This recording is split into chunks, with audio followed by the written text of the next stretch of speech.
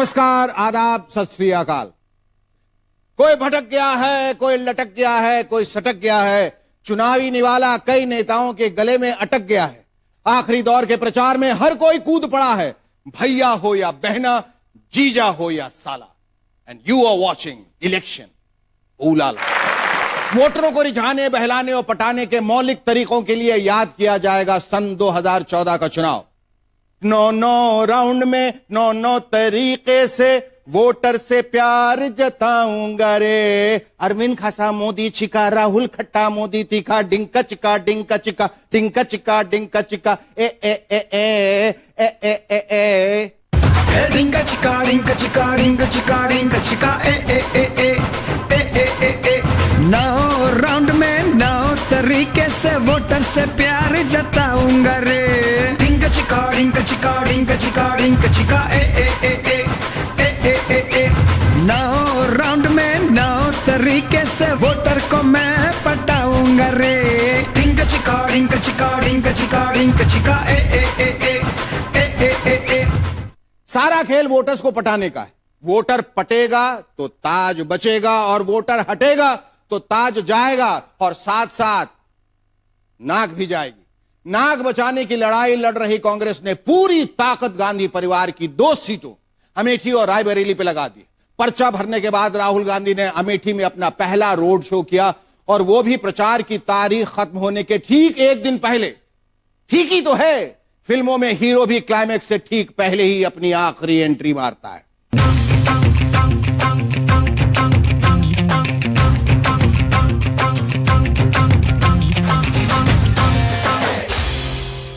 राहुल गांधी ने जब अमेठी से पर्चा दाखिल किया था तब कांग्रेस कार्यकर्ताओं ने उन पर 5 टन गुलाब के पंखुड़ियों की बारिश की थी। लेकिन जल्द ही कांग्रेसियों को यह समझ में आ गया कि फूलों के साथ अमेठी में कांटे भी बहुत हैं। रास्ते का कांटा हटाने के लिए मां सोनिया गांधी और बहन प्रियंका ने अमेठी के अलग अलग दौरे किए और इन सब के बाद प्रचार के आखिरी दौर में राहुल और प्रियंका एक बार फिर साथ साथ नजर आए। फूलों का, तारों का, सबका कहना है, 1000 में मेरी बहना है, सारी उम्र हमें संग रहना है। हजारों में नहीं, लाखों बल्कि करोड़ों में एक है राहुल जी के बहना। देश के राजनीतिक इतिहास में किसी बहन ने अपने भाई के लिए इतनी मेहनत नहीं की होगी। अमेठी में प्रियंका और राहुल के रोड शो में उमड़ी भीड़ को देखकर विरोधी भी चकरा रहे। सीरियल वाली बहू और झाड़ू वाले दिल जले कवि की बहाई गई लहू के बावजूद अमेठी में अब भी लहर राहुल की ही है। पिछले 10 सालों में अमेठी में राहुल गांधी की यह पहली रैली थी। जोश में उन्होंने जो कहा उसका विरोधियों ने अलग अलग मतलब निकाला। मैं यहां पे अपनी पूरी जिंदगी दूंगा, मैं यहां से हिलने वाला नहीं।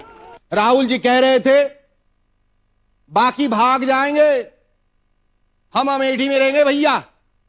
बीजेपी कह रही है हां, जब दिल्ली छूट जाएगी तब आपको अमेठी में ही रहना पड़ेगा। लेकिन विरोधियों के हमलों से राहुल जी के हौसले भला कभी पस्त हुए हैं? जोश में आके उन्होंने बहुमत मिलने का ऐलान कर डाला। मैं समझ नहीं पा रहा हूं, केंद्र की बात कर रहे हैं या अमेठी की? आप देखना पूरे नंबर आएंगे, जो मतलब किसी और फ्रंट को नहीं सपोर्ट करेंगे। राहुल जी आपकी बातों का नमो बुरा मान जाएंगे, ये लीजिए। नमो तो सचमुच बुरा मान गए और गांधी परिवार की सत्ता हिलाने के लिए प्रचार के आखिरी दिन अपना 56 इंच का सीना लेकर आ पहुंचे अमेठी। ये माँ बेटे तो मान के चलते हैं कि जनता उनकी जेब में है। करप्शन और वंशवाद पर चोट करने के साथ साथ नमो बार बार गांधी परिवार की कमजोर नस भी पकड़ रहे हैं। पूछ रहे हैं क्यों राहुल जी, जीजा जी दिखाई नहीं दे रहे हैं आजकल? अमेठी में तो आते हैं, लेकिन आप अपने रथ पे क्यों नहीं बिठाते? थोड़ा सा घुमा देते उनको। बहन की ससुराल का मामला, अब बेचारा लाचार भाई बोले तो क्या बोले, ताने सुनकर भी अपने दिल पे बड़ा सा पत्थर रखकर खामोश रहा। अमेठी में दुश्मनों ने राहुल और सोनिया गांधी के खिलाफ आपत्तिजनक सामग्री भी बंटवाई है, लेकिन राखी का फर्ज अदा करने के लिए डटी बहादुर बहना ने तमाम दुश्मनों के खिलाफ मुस्तैदी से मोर्चा खोल रखा है। हर कांग्रेसी के मुंह से हमने सुनी कहानी थी खूब लड़ी मर्दानी, वो तो अमेठी वाली रानी। तमाम झूठ गंदी गंदी बातें लिखी हैं इनमें। अब इतने कायर हैं कि अपनी पुस्तक भी अपने आप नहीं बांट सकते, चुपचाप से रात में आके पटक भाग जाते हैं। अमेठी, रायबरेली और पूरे देश की राजनीतिक स्थिति पर बात करने के लिए हमारे साथ इस वक्त खुद मौजूद हैं राहुल गांधी। राहुल जी नमस्कार। नमस्कार। अरे मुस्कुरा रहे हैं, ये क्या हुआ राहुल जी? पहली बार आप गुस्से में नजर नहीं आ रहे। ब्रेकिंग न्यूज, राहुल जी को पहली बार गुस्सा नहीं आया। कांग्रेस पार्टी की हालत पतली है, फिर भी राहुल जी को गुस्सा नहीं आया। आपसे किसने कहा कि कांग्रेस की हालत पतली है? अरे वाह, ये बात भी राहुल जी मुस्कुरा कर बोले। लेकिन कांग्रेस की हालत तो वाकई बहुत पतली है। किसने कह दिया आपसे? आप रायबरेली जाइए और आप मेरे चुनाव क्षेत्र में आइए। सिर्फ 2 ही सीटों से आपको पूरे देश के मूड का पता चल जाएगा। सिर्फ 2 सीटों से देश के मूड का कैसे पता चलेगा राहुल जी? मैं पहले भी ऑन रिकॉर्ड कह चुका हूं कि मैं इस देश का नौकर हूं। जब एक नौकर को लेकर वोटरों में इतना उत्साह है तो फिर कांग्रेस पार्टी पूरे देश में क्यों नहीं जीतेगी? हमारी सरकार फिर से बनेगी। आप प्रधानमंत्री बनेंगे? मैं तो नौकर हूं, पार्टी जैसा आदेश देगी वैसा करूंगा। हाँ राहुल जी, आप ठीक कह रहे हैं। आपकी पार्टी में राजा तो सिर्फ मनमोहन जी हैं। अच्छा, एक और राजा भी तो हैं आपकी पार्टी में, जो आजकल प्यार में गिरफ्तार हैं। इसे लेकर बड़ी किरकिरी हो रही है। प्यार करने के लिए 56 इंच का सीना नहीं बल्कि मोम का दिल चाहिए। नफरत करने वालों से अच्छे हैं प्यार करने वाले। लोग कहते हैं आपके सीने में भी एक मोम का दिल है। मुस्कुरा रहे हैं, लगता है आपको भी किसी से प्यार है राहुल जी। मेरा प्यार अमेठी की जनता है। दिग्विजय सिंह जी का प्यार और उनकी शादी वगैरह सब उनका निजी मामला है। लेकिन लोग कह रहे हैं कि वो 67 साल की उम्र में दूसरी बार शादी कर रहे हैं और आप 43 साल की उम्र में एक बार भी नहीं। मेरे कहने का मतलब, लीडर तो वही है ना जो फ्रंट से लीड करे। मेरी शादी मेरा निजी मामला है। समझ गया। यानी कार्यक्रम में वक्त अब एक ब्रेक लेने का। राहुल जी, आप और आपकी पार्टी बहुत डेमोक्रेटिक है, अब जरा मुस्कुरा भी दीजिए। ये हुई ना बात। अब मैं खुशी खुशी ब्रेक ले सकता हूं। जब अंधेरा होता है आधी रात के बाद, एक नेता निकलता है काली सी सड़क पे, ये आवाज आती है vote vote vote vote vote vote. एक नहीं, अनेक नेता निकलते हैं प्रचार खत्म होने के बाद कोड ऑफ कॉन्डक्ट के वायलेशन के लिए। क्या करें, वोट चाहिए ना, चुनाव है ना। लालू जी लालटेन जला के रात दिन अपना वोटर ढूंढ रहे हैं। राबड़ी जी भी पीछे नहीं है। दिन हो या रात अपना धूप वाला काला चश्मा लगा के गांव गांव शहर शहर घूम रही है राबड़ी जी। लेकिन लालू राबड़ी के इस तूफानी कैंपेन में एक तो जबरदस्त कंट्रोवर्सी हो गई। का पूछे, ये कंट्रोवर्सी का होता है? अरे एकदम धुरवा है आप, ढक कहीं के, इतना भी नहीं पूछते हैं। अरे जब लालू जी बहुत जोर से गर्दा उड़ाते हैं, बमक जाते हैं, खिसिया जाते हैं, होते से उखड़ जाते हैं, रंगदारी पे आ जाते, तब समझिए जरूर हो गई है कोनो कंट्रोवर्सी।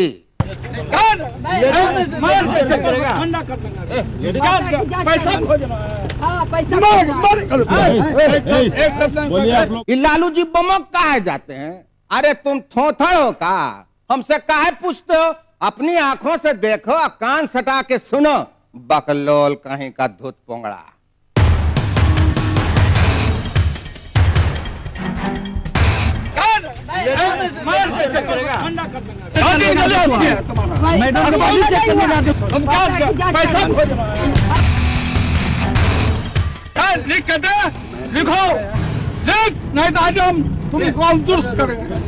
चुनाव आयोग को खबर मिली कि सारण में कैंपेन के दौरान राबड़ी जी नोट बंटवा रही। बस फिर क्या था, प्रशासन ने रुकवा दिया गाड़ियों का काफिला और शुरू हो गई तलाश। राबड़ी जी बहुत जोर से चिचियाई, अगे मैया ये कौन तरीका है भला? आधी रात को न लेडी कांस्टेबल न सर्च वारंट, सीधा शुरू हो गई तलाशी। तमाशा अब ये चलिए रहा था कि लालू जी गाड़ी से उतरे और चढ़ बैठे पुलिस वाले पे कद्दू कोहड़ा लेके। कारण बड़ी चेक हवा मिल गया है लोग का ना। अरे बाप, इतना गुस्सा तो लालू जी पावर में रहते हुए भी नहीं दिखाते थे, रबड़ी जी की भी सुनने को तैयार नहीं थे। लग रहा था कि कहीं खींच के एगो लपड़ न लगा दे किसी। लिख के दे, लिखो, लिख, नहीं तो आज हम तुमको दुरुस्त करेंगे। अरे बाप रे बाप, ये हास्य रस वाले लालू जी एकदम रौद्र रस में आ गए। आए हो दादा, चप्पल से कैसे खोला है ना जी, कैसे खोला है ना, गाड़ी जात की है।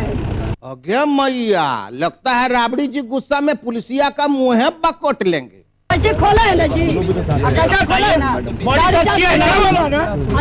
गाड़ी जात की है।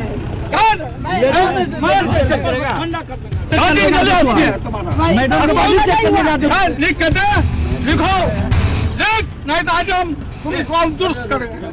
जब लालू जी पुलिस पे चढ़ बैठे तो कार्यकर्ता लोग चूड़ी थोड़ी पहने, सामने जो भी सामान दिखाई दिया उसको उठाया तोड़ दिया।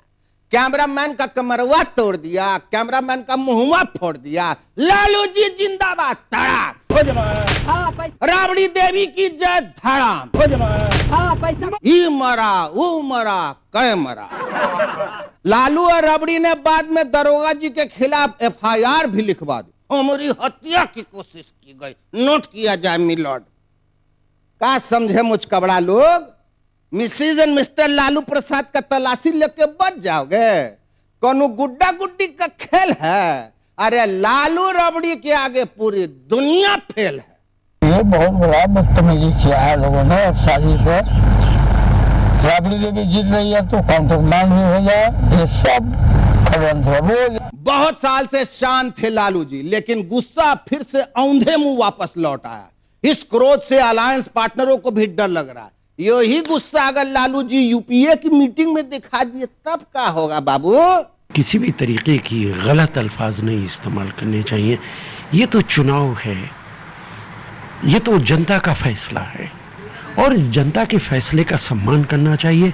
नेताओं को अपनी जिम्मेदारी निभानी चाहिए। चुनावी माहौल में गुस्से में कई नेता चल बेटा, फिर बोली ममता दीदी। बहुत सारे विरोधियों को पिटवाने के बाद ममता दीदी आजकल नमो के पीछे पड़ गई है। पूछ रही है, आपने अपने आप को टाइगर क्यों बोला? टेल मी भाई। मोदी ने सफाई दी, पहली बात, आई एम नॉट योर भाई। दूसरी बात, मैंने अपने आप को शेर बोला था, गुजराती बब्बर शेर। इस बात पे गुजराती शेर याद आया। मेरे घोर में पड़ा है खाखड़ा फाफड़ा फरसान और ढोकले का ढेर। मेरे घर में पड़ा है खाखड़ा फाफड़ा फरसान और ढोकले का ढेर। उसको ही खा खा के बन गया मैं आज गुजरात का बब्बर शेर।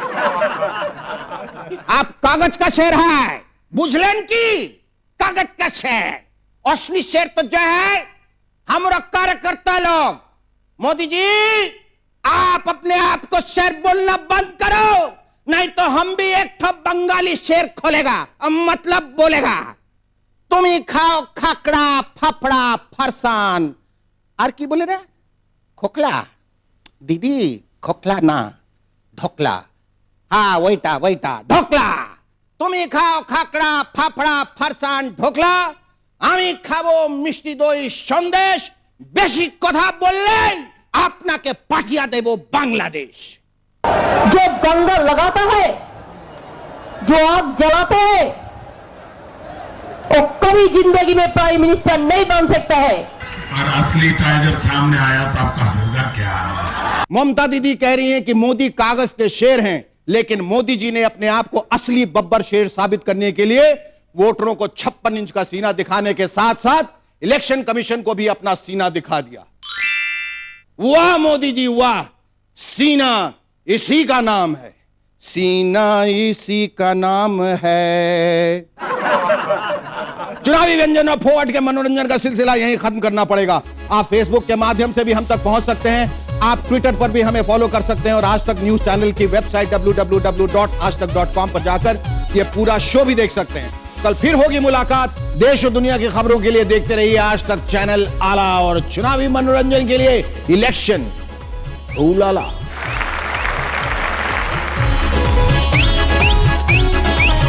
इलेक्शन उलाला।